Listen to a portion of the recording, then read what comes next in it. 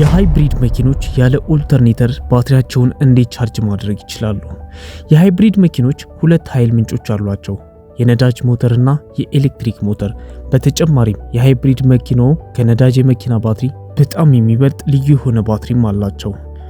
በኦልተርኔተር ፋንታ የሃይብሪድ መኪኖች ጄኔሬተር የሚባል መሳሪያ ይጠቀማሉ።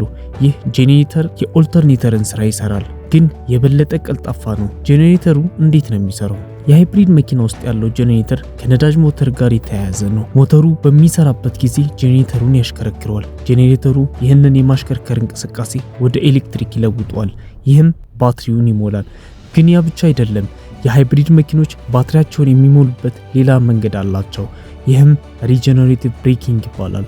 እንዴት እንደሚሰራ ነው። የፍሬን ፔዳሉን ሲጫኑ ኤሌክትሪክ ሞተር ወደ ኋላ መስራት ይጀምራል። ይህ የኋሊት እንቅስቃሴ መኪናውን ያቀዘቅዘዋል።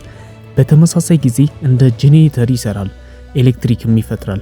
ይህ ኤሌክትሪክ ወደ ባትሪው ይላካል። ይህም የኃይል መጨመርን ይሰጣል። ስለዚህ ብሬክ ባደረጉ ቁጥር ባትሪውን በትንሹ እየሞላው ይመጣል። የፒፕለግ ሃይብሪድ መኪኖች አንዳንድ የሃይብሪድ መኪኖች ኃይል ለመሙላት በኤሌክትሪክ ሶኬት ሊሰኩ ይችላሉ። እነዚህ ፕለግ ኢን ሃይብሪድ ይባላሉ። ይህ ኃይል መሙያ ስርዓት የሚከተሉ ጥቅሞች አሉት። አንደኛ፣ ከተለመደ ኦልተርኔተር የበለጠ ውጤታማ ነው። ሁለተኛ፣ መኪናው አነስተኛ ነዳጅ እንዲጠቀም ይረዳል። ሶስተኛ፣ በፍሬን ላይ መበላሸትን ይቀንሳል።